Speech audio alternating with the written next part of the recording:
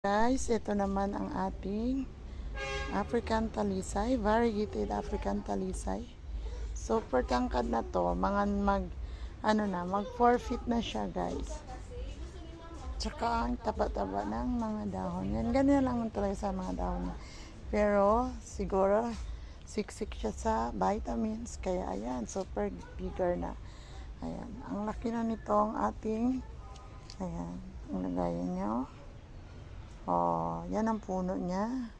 Trunk ng ating variegated monstera.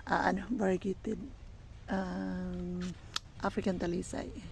Yan. Ang ganda ng ating African talisay. Wow. Yan si African talisay, guys, of early.